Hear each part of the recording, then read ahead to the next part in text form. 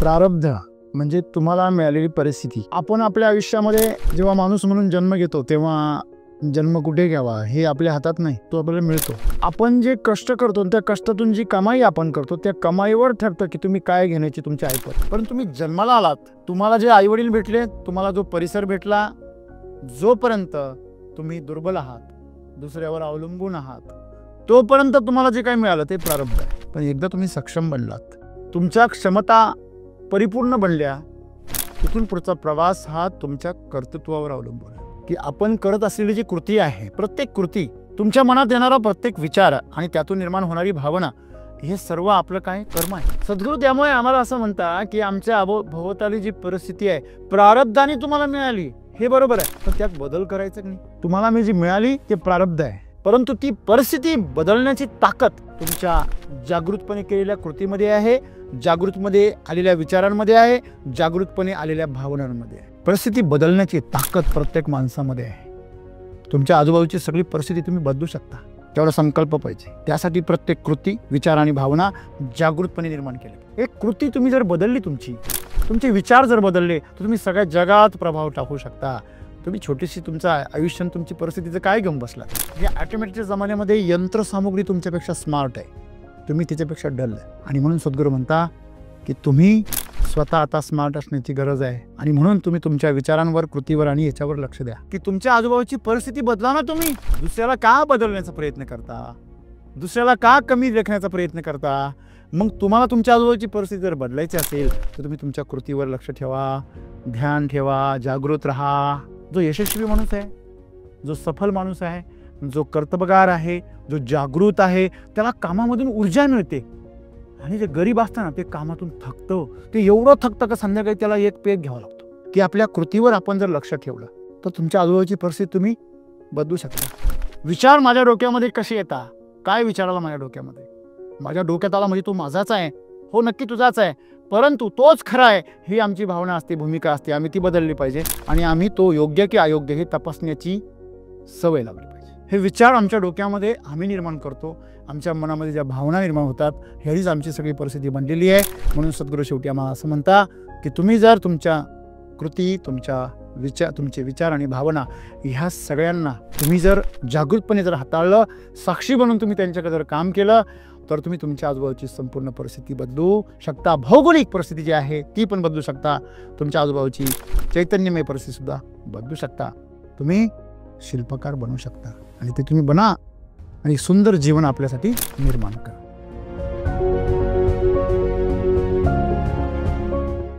तर आज माझा प्रश्न असा आहे का आपण जी कृती करतो किंवा आपण आपल्या मनातून जे विचार तयार होतात किंवा भावना जे निर्माण होतात, तर ते सकारात्मक ठेवण्यासाठी कोणकोणते मार्ग असतील जेणेकरून आपलं जे जीवन आहे हे आनंदी होईल? की आपण विचार म्हणतो त्या मनाबद्दल आहे। आजपर्यंत आपल्याला खूप वेळा सरांनी मनाबद्दल सांगितलं, पण प्रश्न पुन्हा येतो की मन मुळात आहेच का? आहे तर ते उत्साहाच्या ठिकाणी आपल्याला दिसतं, पुढं करतं, पण ज्यावेळेस आपल्यावर संकट येतात त्यावेळेस नेमकं जातं कुठं ते? जर सद्गुरू सांगतायत की बाबा आपण आपल्या शेजारची परिस्थिती बदलू शकतो, पण आपण तर बनतोच मुळात आपल्या परिस्थिती जशी आहे तशी। जसं एखादा तिथला माहोल आहे त्यानुसार आपण बनत असतो, तर मग आपल्यामुळं कशी तिथली परिस्थिती बदलायची? उलट आपणच त्या परिस्थितीनुसार बनणार आहे। जसं एखाद्या श्रीमंताच्या घरी एखादा मुलगा जन्मला येतो, तो श्रीमंत आहे, पण गरीब कुटुंबातला येणार आहे, त्याला खूप सारा संघर्ष करावा लागणार आहे, म्हणजे ती परिस्थिती त्याला जन्मजातच भेटली। मित्रहो, प्रारब्ध म्हणजे तुम्हाला मिळालेली परिस्थिती। आपण आपल्या आयुष्यामध्ये जेव्हा माणूस म्हणून जन्म घेतो तेव्हा जन्म कुठे घ्यावा हे आपल्या हातात नाही, तो आपल्याला मिळतो। आपण जे कष्ट करतो त्या कष्टातून जी कमाई आपण करतो त्या कमाईवर ठरतं की तुम्ही काय घेण्याची तुमची ऐपत आहे। मग तुम्ही जे काही घर मिळवणार आहात, तुम्ही जे काही सुविधा मिळवणार आहात, तुमच्या आजूबाजूला जे काही तुम्ही एन्व्हायरमेंट तयार करणार आहात, हे सर्वस्वी तुमच्या कर्तृत्वावर अवलंबून आहे। पण तुम्ही जन्माला आलात, तुम्हाला जे आई वडील भेटले, तुम्हाला जो परिसर भेटला, जोपर्यंत तुम्ही दुर्बल आहात, दुसऱ्यावर अवलंबून आहात, तोपर्यंत तुम्हाला जे काही मिळालं ते प्रारब्ध आहे। पण एकदा तुम्ही सक्षम बनलात, तुमच्या क्षमता परिपूर्ण बनल्या, तिथून पुढचा प्रवास हा तुमच्या कर्तृत्वावर अवलंबून आहे। आपण म्हणतो की तुम्ही मांजरीला कधी पण वरती हवेमध्ये फेका, तिला उलट फेका, तिरपं फेका, सरळ फेका, ती पायावरच खाली येते. परिस्थिती तिच्याबरोबर कसं वागते ह्याचा ती विचार करत नाही. ती आपल्या पायावरती खाली येते, स्वतःला इजा होण्यापासून वाचवते. ही प्रकृती जी आहे ती तुम्हाला सांभाळण्याचाच प्रयत्न करते. म्हणून तर दारू पिलेल्या माणसाचा ऍक्सिडेंट जरी झाला तर त्याला जास्त लागत नाही. का असं होतं की पिल्यानंतर माणसाला जास्त जखमा का नाही होत, किंवा जास्त मार का नाही लागत? कारण ह्याला वाचवायचंय ह्याची पण जाणीव त्याला नसते. मग प्रकृतीचे जे नियम आहे त्या नियमाच्या आधारित त्याच्याबद्दल काही जे घडायचं ते घडतं, ते त्याचं कर्तृत्व नसतंच. तसं लहान मूल, त्याला बोध नसतो की मी काय केल्यावर माझं काय होईल, मी जर पडलो पलंगावरून खाली तर माझ्या हातपायाला लागेल वगैरे, हे त्याच्या काही यानी मनी नसतं. ते फक्त हालचाल करत राहत, पुढे पुढे सरकत राहत. त्याला जास्त विजा का होत नाही, कारण लवचिकता असते त्याच्या शरीरामध्ये. आणि दारू पिलेल्या माणसाला का जास्त विजा होत नाही? तुम्ही बघा, दारू पिलेल्या माणसांचे ऍक्सिडेंट खूप होतात, म्हणून मरण्याचं प्रमाण फार कमी आहे. त्याचं कारण आहे ते स्वतःला वाचवण्याचा प्रयत्नच करत नाही.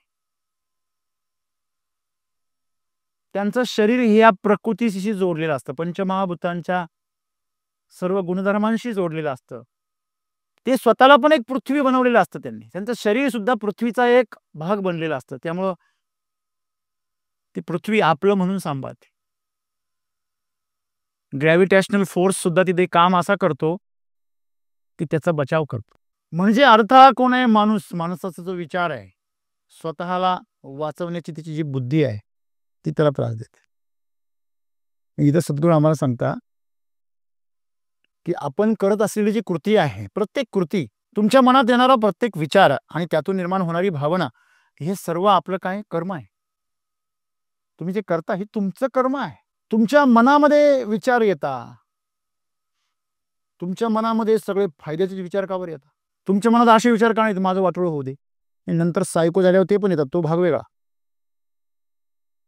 परंतु एका सामान्य व्यक्तीच्या मनामध्ये स्वतःबद्दल सगळे सहानुभूतीचे विचार असतात. हे बरोबर आहे की नाही? स्वतः म्हणजे एकदम निरागस बाळ, एक सज्जन, आणि आजूबाजूची परिस्थिती म्हणजे एकदम भयंकर, बदमाश. आमच्या मनामध्ये स्वतःबद्दल प्रचंड कनवाळूपणा, प्रचंड दया असते, प्रचंड करुणा असते, सहानुभूती असते. मग ह्या ज्या भावना तुमच्या विचारांमध्ये आहे, त्या भावना तुमच्या विचारांमध्ये आहे, ते विचार तुमच्या मनामध्ये आहे, हे विचार तुमच्यासाठी अनुकूल आहेत म्हणजे तुम्हीच निर्माण करतायत. परंतु दुर्दैवाने त्याच्यावरती लक्ष नसल्यामुळे असं वाटायला लागतं की ते आपोआप येतात. जसं आपल्या घरी दूध घेऊन येतो शहरामध्ये गवळी, तर त्या मुलांना असं वाटतं की शहरातल्या मुलांना सरांनी विचारलं का रे दूध कोण देतो? तो म्हणतो गवळी देतो. अरे त्याला माहितीच नाहीये, त्याच्या पाठीमागचं रहस्यच माहित नाहीये.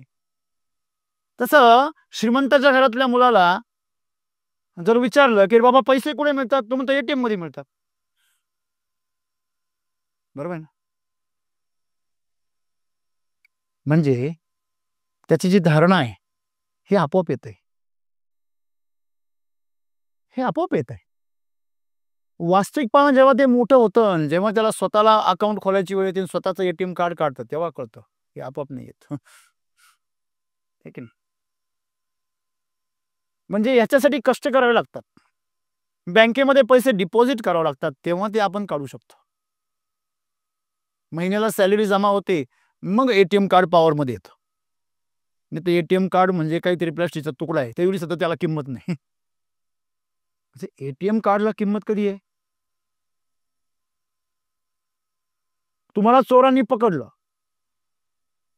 एटीएम कार्ड जवळ आणि तुमच्याकडनं एटीएम हिसकावून घेतलं आणि त्यांनी त्याच्यामध्ये पंच केलं आणि तुम्हाला लावलं, चल पिन कोड सांग, सगळा पिन वगैरे सांगितलं, सगळं झालं, त्याच्यामध्ये झिरो बॅलन्स असला ते वर्धन फेकून देतो तुमच्या.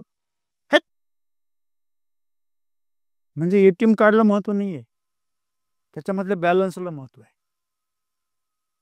तसं आमच्या डोक्यातून येणारे जे विचार आहे त्या विचारांचा स्रोत काय आहे, ते कशाच्या आधारावर ते विचार निर्माण होतात ह्याच्याबद्दल आम्ही जागृत नाही. बरोबर आहे ना. तसं सिनेमामध्ये जर एखादा चुकीचा सीन जर आला त्याला सेन्सर बोर्ड असतो. आता प्रत्येक गाडीमध्ये सेन्सर बोर्ड आहे की नाही. लोक जेवढे जेवढे सेन्सर बोर्ड जास्त यायला लागले तेवढे लोक बधीर व्हायला लागले. बरोबर आहे. आणि म्हणून आपण आपल्या डोक्यातून विचार येतात, माझ्या हातून क्रिया घडते, माझ्या मनात भावना येतात असं नाहीये. त्याची निर्मिती आम्हीच करतो, परंतु आमचा तेवढी समज नाही, तेवढी जागृती नाही आमच्यामध्ये. काय रे हे कसं काय, नाही माझं लक्ष नव्हतं. काय रे असं बोललास, नाही मला राग आला होता, मी चिडलो होतो. भावनेच्या भरात झालं रे बाबा. माणसं भावनेच्या भरामध्ये नाती तटातट तोडतात.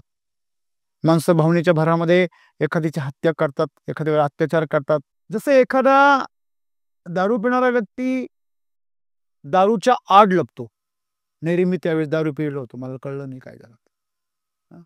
शेण खायचं बरं, कळत नाही तुला, शेण खायचं नाही, नाही दारू पिलो होतो म्हणून शेण खाल्लं, मला कळलंच नाही असं कधी म्हटलं कोणी, ते कळतं तुला. म्हणजे किती जरी बेशुद्ध झालास तरी पण तुला शेण शेण आहे एवढं कळतं. म्हणजे बाकीचं सगळं जे आहे ते पण नाटकच आहे ना तुझं. तुला असं वाटतं की मला नशा आली आहे, नशा चढली आहे, आणि त्या नशेच्या भरात माझ्याकडून होत आहे. नाही, ती तूच चढवलेली आहे. नशा शराब में होता तो नाचती बोतर. बाटल्यात नाचल्या असत्या ना भाऊ तुझ्या आधी. हा, की त्यांना पकडता पकडता नाकिनवाले असत्या, पहिली बाटलीलाच चढली असती. है की नाही. नाही, नशा दारूत नाहीये, नशा तुमच्यात आहे, ती फक्त जाग करते. सद्गुरू त्यामुळे आम्हाला असं म्हणता की आमच्या भोवताली जी परिस्थिती आहे प्रारब्धाने तुम्हाला मिळाली, हे बरोबर आहे, पण त्यात बदल करायचा की नाही. तुम्ही चिखलात पडले, तिला जाता का नाही, बरं आहे मी त्याचा असाच, हमसे है जमाना हम जमाने से नहीं असं म्हणणारी जी माणसं आहे ती परिस्थिती बदलवतात. परिस्थिती तुम्हाला मी जी मिळाली ते प्रारब्ध आहे, परंतु ती परिस्थिती बदलण्याची ताकद तुमच्या जागृतपणे केलेल्या कृतीमध्ये आहे, जागृतमध्ये आलेल्या विचारांमध्ये आहे, जागृतपणे आलेल्या भावनांमध्ये आहे. माणसं इमोशनल होता स्वतःच्या बाबतीत, दुसऱ्याच्या बाबतीमध्ये मोठे विचारशील होता. नाही हो, हे असं पटत नाही वागायला यांना, असे चोऱ्या माऱ्या करणे, असे कामचुकारपणे हे योग्य वाटत नाही. मी स्वतः, हो आम्ही माणसं आहोत, आम्ही एवढं करायचं का, काही सीमा आहे का नाही आमच्या क्षमतेला, काही दयामया माणूस म्हणून आमच्या बरोबर.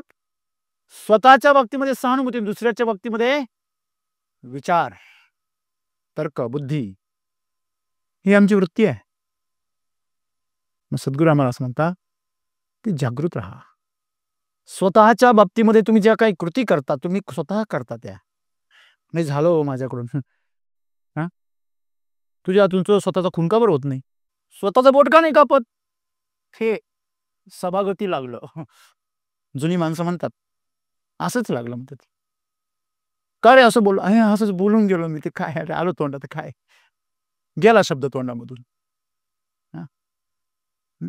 स्वतःला माकड का नाही म्हणत मग तू, कधी म्हटलं एखादा माणूस मी माकड आहे, मी लबाड आहे, खरं कबूल केलं कधी आहे, पण कबूल सुद्धा करत नाही.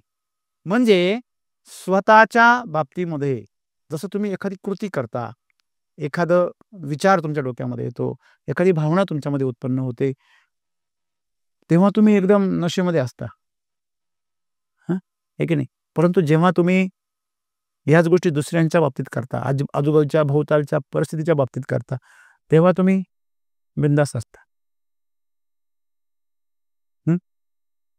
स्वतःचा तो बाबू बाबू, दुसऱ्याचा तो बाब्या, कशी परिस्थिती बदलणार तुम्ही? स्वतःच ते धर्म आणि दुसऱ्याचं ते काम, ते कर्म, हो करून टाकायचं. ते काय विधी कर्म आहे.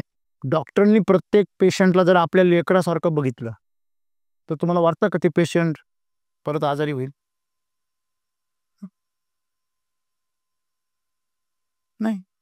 प्रत्येक वकिलाला जर आपल्या क्लायंटमध्ये जर स्वतःचा रक्ताचा माणूस एकदम जिवलग व्यक्ती दिसायला लागला तर तुम्हाला वाटतं की असत्याचा विजय होईल? नाही. परिस्थिती बदलण्याची ताकद प्रत्येक माणसामध्ये आहे. तुमच्या आजूबाजूची सगळी परिस्थिती तुम्ही बदलू शकता. तेवढा संकल्प पाहिजे. त्यासाठी प्रत्येक कृती, विचार आणि भावना जागृतपणे निर्माण केल्या पाहिजे. त्यात ती ताकद आहे. आजपर्यंत ज्यांनी ज्यांनी पूर्ण समाज बदलवला, पूर्ण समाजाची रचना, आर्थिक स्तर, सामाजिक विचारसरणी बदलली. शिक्षणाच्या बाबतीमध्ये महात्मा ज्योतिबा फुले, सावित्रीबाई फुले यांचा विचार केला तर त्यांनी एक परिस्थिती बदलवली. छत्रपती शिवाजी महाराजांनी गुलामगिरीची परिस्थिती बदलवली. आपण जेवढ्या महान व्यक्तींचं आपण नावं घेऊ त्या सर्वांनी परिस्थिती बदलवली. नरेंद्र मोदी येण्याच्या अगोदर सगळ्या जगामध्ये भारताची ओळख काय होती? सांपो का देश, सवेरो का देश, आदिवासी म्हणून ओळख होती आपली. कचरा, घाण, मागासलेले, बुरसटलेले विचार, आपलं जे अध्यात्म आहे त्याला सुद्धा अतिशय तुच्छ भावनेने पाहिलं जायचं. हे देव वगैरे असं थोथांड मानलं जायचं.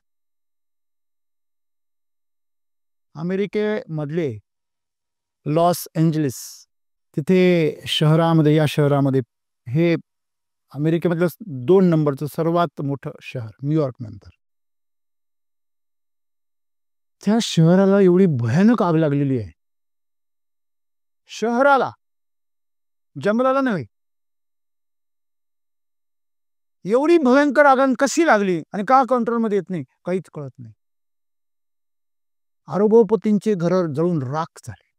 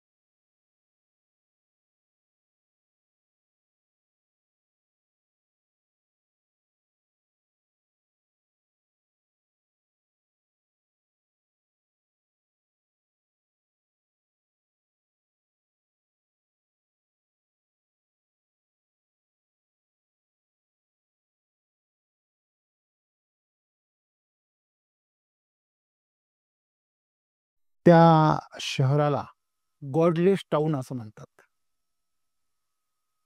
त्या पूर्ण शहरामध्ये एकही मंदिर नाही, एकही धार्मिक स्थळ नाही. आणि काही दिवसांपूर्वी तिथे एक सार्वजनिक कार्यक्रम झाला. त्या कार्यक्रमामध्ये जेव्हा ईश्वराचा उल्लेख आला त्या ईश्वराला 0, 0 असा उल्लेख केला गेला. ईश्वराशिवाय चाललेलं हे जे काही शहर आहे ते शहर म्हणजे लॉस एंजलिस. ईश्वराशिवाय काय होईल याची प्रचिती त्यांना आता आली. आता विचार करायला लागले. धावरे वाचव, तुमच्या सर्व टेक्नॉलॉजी तिथे फेल झाल्या.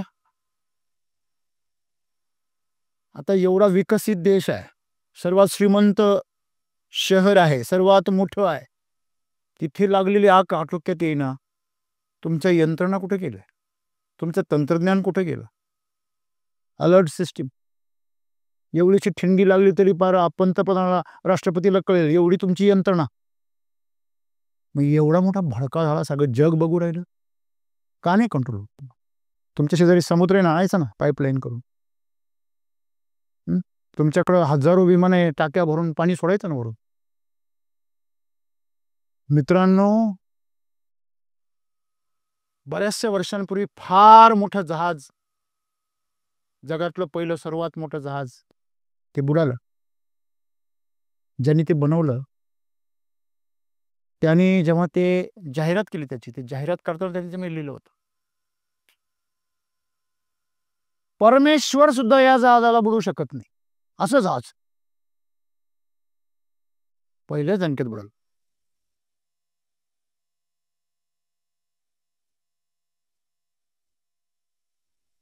गोष्ट मी भारत देशापासून सुरू केली होती की भारतामध्ये कुंभमेळ्याला लाखो कोट्यावधी लोक एका ठिकाणी आहेत, तिथे भगदड का नाही होत? तुम्ही जर ड्रोनचे जर शूट पाहिले कुंभमेळ्याचे, महाकुंभमेळ्याचे, प्रयागचे, तर किती कोटी लोकांनी दर्शन घेतो, कोटी. माणसाला माणूस, एवढ्याशा टापूवरती माणसाला माणूस चिकटलेला आहे, पण तिथे भगदड नाही होत. कुठेतरी एखाद्या कार्यक्रमाला 1,00,000 लोक जमा झाले का तिथे भगदड होती, 5-50 मारतात. थोडक्यात भारताची जी ओळख होती, ती ओळख अशा प्रकारे ह्या पूर्ण जगात होती, ती एका माणसाने बदलली. एक माणूस पंतप्रधान बनला आणि सगळ्या जगाला दाखवून दिलं की भारत खरोखर महाशक्ती आहे. तुम्हाला सगळीकडे फिरून फिरून परत round round and stop, jalebi हो, गोल गोल फिरायचं परत जागेवरच यायचं. म्हणजे तुम्ही भौतिक जगतात किती जरी फिरलात तरी पण तुम्हाला परत अध्यात्मापाशीच यायचं. मग भारताला, सगळ्या जगाने भारताला मदर्स डे दिला, फादर्स डे दिला, व्हॅलेंटाईन डे दिला, बरोबर आहे ना? आम्हाला हे पण माहिती नाही हे का बरं साजरी करतो. तिथला प्रत्येक मुलगा मुलगी जवळजवळ 90% सावत्र सावत्र आईबरोबर, सावत्र बापाबरोबर राहत असतं. मग त्याची ओरिजिनल आई जी आहे तिला भेटायचा दिवस म्हणजे मदर्स डे. तुमची तर पहिल्यापासून तीच आहे ना, मग तुम्हाला साजरा करायची काय गरज? तुमचा दररोज मदर्स डे आहे. रोज आपल्या संस्कृतीमध्ये दर्शन घेऊन घराच्या बाहेर पडतो आपण. तिकडे फादरचा तपास घ्यावा लागतो आणि त्याच्याकडून अपॉइंटमेंट घ्यावी लागते. आणि मग ज्या दिवशी फादर्स डे त्या दिवशी फादर बरोबर डिनर करायचं, त्याच्याबरोबर थोडीशी दारू प्यायची, थोडंसं एन्जॉय करायचं. एन्जॉय म्हणजे दारू, हे त्यांनीच पाठवलंय आपल्याकडे. बेशुद्ध होण्याला कसला एन्जॉय? अरे तू एन्जॉय करण्यासाठी शुद्धी होतं पाहिजे. हॅलो, व्हॅलेंटाईन डे आहे की नाही? तिकडे एवढ्या गर्लफ्रेंड असतात की म्हणजे पहिली आहे ना तिच्यासाठी आठवण काढायची म्हणून व्हॅलेंटाईन डे.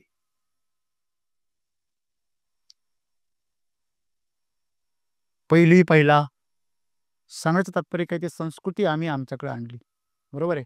आज आपण जर पाहिलं तर योगा डे दिला या जगाला, भारताने काय दिला? योगा डे, ज्याची खरंच गरज आहे. आणि म्हणून एक कृती तुम्ही जर बदलली, तुमचे विचार जर बदलले तर तुम्ही सगळ्या जगात प्रभाव टाकू शकता. तुम्ही छोटीशी तुमचं आयुष्य, तुमची परिस्थितीचं काय घेऊन बसला, बरोबर आहे.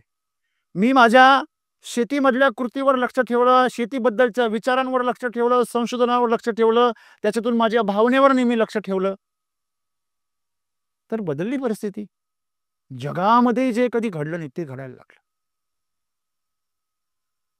जगाने असं उत्पन्न कधी पाहिलं नाही, असं पीक कधी पाहिलं नाही, अशी क्वालिटी कधी पाहिली नाही, अशी क्वालिटी मिळायला लागली धनधान्याची, फळांची, फुलांची, भाज्यांची. माणसं खाऊन तृप्त व्हायला लागली. अरे आत्ताच्या पिढीला, जी पिढी नव्याने शेतीमध्ये येते, त्यांना विश्वास बसत नाही असं उत्पन्न त्यांनी जन्मतः त्यांच्या 20-25 वर्षात कधी पाहिलं नाही असं उत्पन्न. जेव्हा ते पाहता ते म्हणताना हे फेक आहे. त्यांनी फेक म्हणणं हा किती मोठा विजय आहे. हॅलो,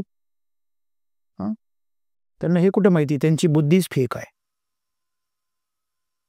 आर्टिफिशियल इंटेलिजन्स तुमच्यापेक्षा तर कम्प्युटर हुशार आहे म्हणा. भविष्यामध्ये तुमच्या ड्रायव्हर पेक्षा गाडी स्मार्ट. हा का? अडथळा आल्यावर स्वतः गाडीच ब्रेक मारते. मी एक एक व्हिडिओ बघितला युट्यूबवरती. चालत्या ट्रेन मधून मोटरमनने उडी मारली खाली. हॅलो, चालत्या ट्रेन मधून मोटरमन जो आहे ना ड्रायव्हर, त्याने उडी मारली खाली. अर्थात घटना भारतातली नाही आहे, बाहेरच्या देशातली आहे. परंतु म्हणजे कारण काय होतं, समोर त्याच पटरीवर ट्रेन होती. कालच आपण बातमी ऐकली, 2 ट्रेन समोर समोर आल्या.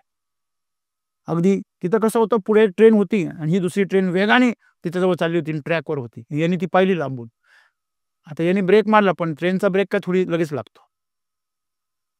मग ब्रेक मारणाऱ्या बाई उसंत नाही, त्याने ट्रेन अशी समोर दिसली, त्याने उडीच मारून घेतली. गाडी जेवढी स्लो करतील तेवढी केली आणि आता ही धडकणार आणि इंजिन सपाट होणार. त्याला कळलं आता सपाट व्हायच्या, आता आपण सपाटून घ्या. ट्रेन अगदी जवळ गेली आणि थांबली, कारण तिच्यामध्ये AI बसवलेलं होतं. त्या सेन्सर सिस्टीमनी ब्रेक लावला आणि थांबली ट्रेन. ऐक नाही, माणसापेक्षा AI जास्त स्मार्ट आहे की नाही? हॅलो,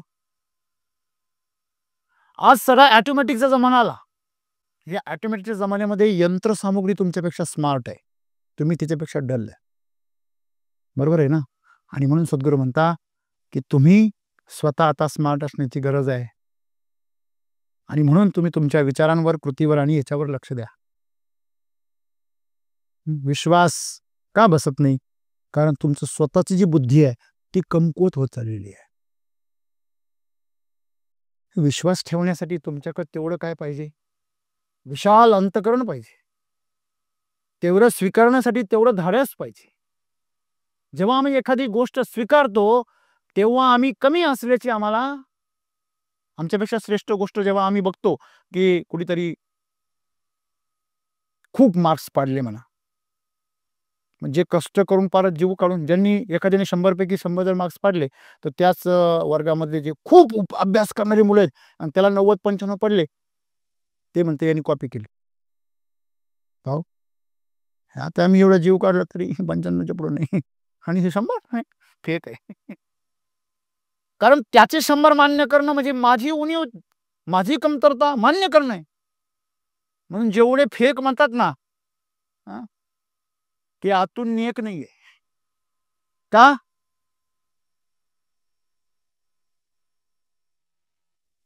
कारण त्यांच्या अंतःकरणामध्ये न्यूनगंड आहे, कमीपणाची जाणीव आहे. एखाद्याला म्हटलं, अरे एखाद्या मुलीला म्हणा, अरे काय सुंदर मुलगी आहे, तुला काय दिसतं त्याच्यामध्ये? काय वेगळं काय दिसलं? मेकअप तर करून आली. एखाद्या मुलाला म्हटलं, अरे काय मुलगा कर्तबगार आहे, तुला काय कर्तृत्व दिसतो त्याच्यामध्ये? काय दिसलं सांग? रोज संध्याकाळी पेय जात होतो, तू काय पगार घेऊन बसला त्याचा? म्हणजे त्याची उणीव दाखवण्याचा आम्ही प्रयत्न करतो. का? आम्हाला आमचं कर्तृत्व तिला काय दिसतं? फिकं दिसतं, उणं दिसतं. तेव्हा आम्ही दुसऱ्याचं श्रेष्ठत्व मान्य करत नाही. आणि म्हणून सद्गुरू काय म्हणता की तुमच्या आजूबाजूची परिस्थिती बदला ना. तुम्ही दुसऱ्याला का बदलण्याचा प्रयत्न करता? दुसऱ्याला का कमी लेखण्याचा प्रयत्न करता? मग तुम्हाला तुमच्या आजूबाजूची परिस्थिती जर बदलायची असेल तर तुम्ही तुमच्या कृतीवर लक्ष ठेवा, ध्यान ठेवा, जागृत राहा. मला सांगा, जागा माणूस आहे, तो कधी अडचणीत येतो का? तो कधी चुकीची कामं करतो का? तुम्ही सकारात्मक नकारात्मकचा विचारच करू नका. कळतंय का? तुम्ही फक्त जागृत राहण्याचा विचार करा. काही सकारात्मक नाही, काही नकारात्मक नाही, जागृत राहा. तुम्ही जर जागृत राहिला तर तुम्ही चुकीचे काम स्वतःच नाही करणार. जागृत राहण्याचा अर्थच काय आहे? की जे योग्य आहे, जे गरजेचं आहे ते करणं. बरोबर आहे? पोट दुखू राहिलं तुमचं, तुम्ही जर जागृत असले तर काय कराल? काय कराल? लंघन कराल, काहीच खाणार नाही, ताक प्याल, लिक्विड घ्याल आणि त्या पोटाला दुरुस्त होण्यासाठी काय द्याल, वेळ द्याल किंवा मदत कराल. कारण की ठुसाल वरून गे वरून चल ले. पहिले से 12 बजे, अभी क्या 13 बजा रहा है. आधीच आपली चोरी पकडलेली आहे, तरी पण चोरी करतोय, प्रयत्न करतोय का. आणि आता आपलं काही नाव बदनामच, मग केल्याने काय बिघडत. 1 किलो काही चोर आणि 10 किलो काही चोरच. हॅलो, तुम्हाला माहिती आहे हे सराईत गुंड कसे बनतात, सराईत गुन्हेगार कसे बनतात. अगोदर पहिला गुन्हा त्याच्याकडून करून घेतला जातो आणि तो केल्यानंतर त्याला सांगितलं जातं की तुझा हा गुन्हा तर झालाच आहे, तसाही पकडला तर तुला काय होणार आहे, जेल होणार आहे. आणि तू अजून किती जरी गुन्हे केले तरी जेलच होणार आहे, दुसरं काय होणार. हॅलो, म्हणून सराईत गुन्हेगार होता. जागृत जर असेल तुम्ही तर जरी एक चूक झाली असेल ते मान्य करता की चूक झाली आहे, जाणीवपूर्वक नाही झालेली, भावनेत झालेली आहे. चुकला आहे रस्ता, नाही तर रस्ता चुकला हे बी कळलं तरी फासच गाडी चालवली. हे निर्बुद्ध असण्याचं नाही, बेधुंद आणि बेशुद्ध असण्याचं लक्ष. ज्या गोष्टीने माणसाला त्रास होतो, दुःख होतं, त्याचं नुकसान होतं, ती गोष्ट आम्हाला कळते का कळत नाही. तुमच्यापैकी असा कोणी आहे का त्याला कळतच नाही काय योग्य आहे काय अयोग्य आहे, कळत नाही का. माझ्यासाठी काय गरजेचं आहे हे कळतं प्रत्येकाला. आपला आवाज तुम्हाला सांगता, आम्ही दारू पाजून तो आवाज दाबतो, ए मध्ये जा, बाहेर येऊ नको, त्रास होतो मला. आपला आवाज जेव्हा एखादा मुलगा किंवा मुलगी चुकीच्या मार्गाने जाते, चुकीचं आचरण करते, व्यभिचार आम्ही त्याला म्हणतो ते करते, तेव्हा त्यांना ते कळतं. जेव्हा ते शुद्धीवर येतात, वासनीतून जेव्हा बाहेर येतात, तेव्हा कळतं आपण कोणाला तरी फसवतोय. पण तेव्हा इमोशनल ड्रामा असतात, ते रोमॅन्टिक गाणी, रोमॅन्टिक पिक्चर आणि अशा प्रकारचा माहोल तयार करता की आपण जे केलं ते एकदम परफेक्ट आहे. आणखीन बेशुद्ध कसं करता येईल स्वतःला, आणखीन बेधुंद कसं करताय. मी पाहिलं मुलगा आणि मुलगी एका विशिष्ट वयामध्ये आकर्षण असतं की दुनियाभरची बकवास त्यांच्यामध्ये चालू असते, त्यांच्यामध्ये काही काव्यनिर्मिती चालू नसते.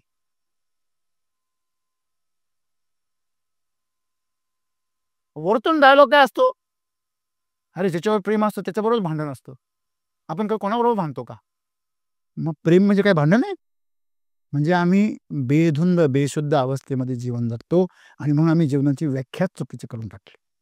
अरे तुम्ही जर प्रेम असेल तर तुमची कार्यक्षमता वाढेल, तुमचं प्रेम असेल तर तुमचं कर्तृत्व उजवेल, तुमचं प्रेम असेल तुम्ही नवनिर्मिती कराल, तुमचं प्रेम असेल तर तुमच्यामधून काव्य निर्मिती होईल, तुमच्यामधून नवनिर्मिती होईल, सृजन होईल. सृजन इथं सृजन होतं का, भजन होतं आहे ते पण नष्ट होतं, शक्ती क्षीण होते. म्हणजे कृती जी आहे आमची, जी कृती आम्हाला काय करते, ताकदवर बनवते. बघा, गरीब माणसाला कष्ट जर दिले, मेहनत दिली तर ते थकतो. हॅलो,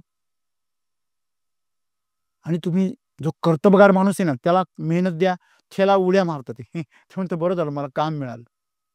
का, त्याला कामामधून ऊर्जा मिळते. जो यशस्वी माणूस आहे, जो सफल माणूस आहे, जो कर्तबगार आहे, जो जागृत आहे, त्याला कामामधून ऊर्जा मिळते. आणि जे गरीब असतं ना ते कामातून थकतं, ते एवढं थकतं का संध्याकाळी त्याला एक पेग घ्यावा लागतो, एखादी पेन किलरची कॉम्बो घ्यावा लागते, गोळी घ्यावी लागते, तेव्हा त्याच्या वेदना थांबतात. म्हणजे ते जगतं शरीराच्या पातळीवर, ते जागृत नसतं. जागृत असणं म्हणजे चेतनेच्या स्तरावर जागृत असणं. जेव्हा चेतनेच्या स्तरातून तुम्ही एखादी गोष्ट करता तेव्हा थकवा येण्याचा काही संबंध नाही, त्यातून उलट ऊर्जा तयार होते. तुम्हाला तुमचं काम थकवतंय तर तुम्ही गरीब आहात, आणि जर तुमचं काम तुम्हाला जर आनंद देतंय, ऊर्जा देतंय, तर तुम्ही श्रीमंत आहात. हे जागृतपणाचं लक्षण आहे. तुम्ही जागृत असले तर तुम्हाला कळेल की माझं काम मी मजबुरीने करतोय की आवडीने करतोय, आनंदाने. तुम्ही त्या कामामध्ये डुबत असाल तर थकवायचं का आजारी पडायचा काही संबंधच नाही. नाही, कामाचा जास्त लोड आला, अच्छा कामाचा लोड येतो तुला, पण करतो कशाला. हा, नहीं, मैं पर्याय नहीं ना, मजबूरी का नाम असं आहे. आणि मग अशांना फक्त मजुरीच मिळते, त्याच्या पलीकडे काही मिळत नाही. मग अन्याय होतो, माझ्यावर अन्याय होतो. मग विचार कसे येतात, मला फसवलं जातंय, माझं शोषण होतंय, हे विचार डोक्यामध्ये येतात. मग ते विचार बी त्या भ्रमातून आलेले, माझा वापर केला जातोय. आणि शेवटी भावना पण सहानुभूतीच्या, स्वतःबद्दल सहानुभूती, स्वतःची कीव करणं. सांगायचं तात्पर्य काय की म्हणजे जागृत राहिलात तर तुम्ही तुमच्या कर्मामधून, क्रियेमधून काय निर्माण कराल? ऊर्जा आणि आनंद. तुमच्या विचारांमधून तुम्ही काय निर्माण कराल? प्रसन्नता, उत्साह, चेतना. जो विचार तुम्हाला उत्साह देतो, जो विचार तुम्हाला प्रेरणा देतो, जो विचार तुम्हाला आशादायी बनवतो, तो विचार तुमच्यासाठी गरजेचा आहे. आणि जी भावना तुम्हाला काय करते? शांत बनवते, प्रसन्न बनवते, तृप्त बनवते, अशी भावना तुमच्यासाठी गरजेची. आणि हे सगळं तुम्ही निर्माण करताय. तुम्ही जागृत राहा. समजा एखाद्या वेळेस मी सहज मूड खराब झाला, आता नाही, पूर्वीची गोष्ट सांगतोय मी. पूर्वी कधी असं व्हायचं की समजा मूड खराब व्हायचं, मग मी विचार करायचो नेमकी कुठली घटना घडली किंवा कुठला विचार आला किंवा कुठली भावना आहे तिच्यामुळे मी आज दुःखी आहे. मग मला आठवलं, हा तो आमका त्यांनी मला माझा अपमान केला. मग मी असं विचार करायचो, मी तसा आहे का? नाहीये. मग मी का बरं वाईट वाटून घेतो? त्यांनी वाईट वाटून घ्यायला पाहिजे. मी तो विचार सोडून द्यायचो. विचार सुटला की भावनाही निघून जायची, अपराधीपणाची भावना पण निघून जायची आणि मी शांत होऊन जायचो. लक्षात घ्या, आपण जेव्हा भावनिक होतो, ते भावनिक होताना सुद्धा आपण आपल्याला दिसलं पाहिजे की हा, मी आता माझ्यामध्ये ही भावना तयार व्हायली, माझ्यामध्ये ही वासना, ही कामना हे तयार होत आहे माझ्यामध्ये, हे तुम्हाला दिसलं पाहिजे. हे दिसणं म्हणजे साक्षी आहे आणि ते जागृत आहे. तुम्ही साक्षी असल्याशिवाय जागृत असल्याचं काही लक्षणच नाही ना. साक्षी म्हणजे काय? जसं तुम्ही दुसऱ्याला काहीतरी करताना पाहता, तसं तुम्ही स्वतःलाही काहीतरी करताना पाहणं, याला जागृत असणं म्हणतात. आपण तर बेधुंद असतो, हा, मस्तीमध्ये असतो. ते होणं चांगलं, पण कधी? जेव्हा तुम्ही भक्तीत असता, जेव्हा तुम्ही दुसऱ्याच्या कल्याणासाठी, जेव्हा स्वतःसाठी जगता, तेव्हा तुम्ही साक्षी बनलं पाहिजे. जेव्हा तुम्ही समाजासाठी जगता, तेव्हा तुम्ही बेधुंद झालं पाहिजे. हे जीवन मुझे बहा के लेके जा, जहां लेके जाना है वहां ले जा, मेरी कोई मर्जी नहीं. स्वतःसाठी जगायचंय ना, रुको, हे मी क्या कर रहा हूं, मी काय करतोय बघा, निरीक्षण करा. याला साक्षी म्हणणं आहे. सद्गुरू तेच म्हणता, तुम्ही तुमच्या आजूबाजूची संपूर्ण परिस्थिती बदलू शकता, तुमचं जीवन, तुमचं जग, माणसं सर्व बदलू शकता. फक्त तुम्ही तुमचे कर्म, प्रत्येक क्रिया, अगदी श्वासाची क्रिया का असे ना,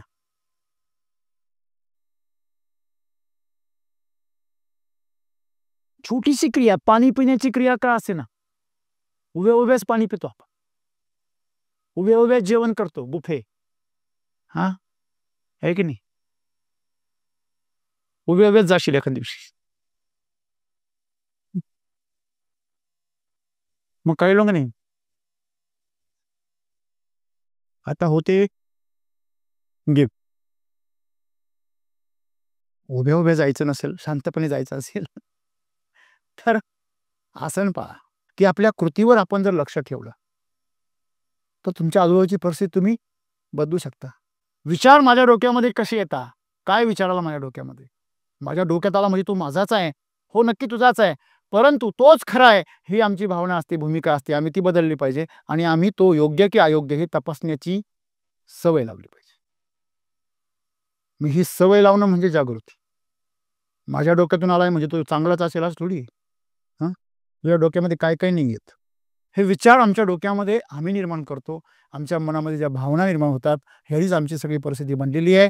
म्हणून सद्गुरू शेवटी आम्हाला असं म्हणता की तुम्ही जर तुमच्या कृती, तुमचे विचार आणि भावना ह्या सगळ्यांना तुम्ही जर जागृतपणे जर हाताळलं, साक्षी बनून तुम्ही त्यांच्याकडे जर काम केलं, तर तुम्ही तुमच्या आजूबाजूची संपूर्ण परिस्थिती बदलू शकता. भौगोलिक परिस्थिती जी आहे ती पण बदलू शकता.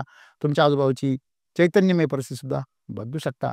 तुम्ही शिल्पकार बनवू शकता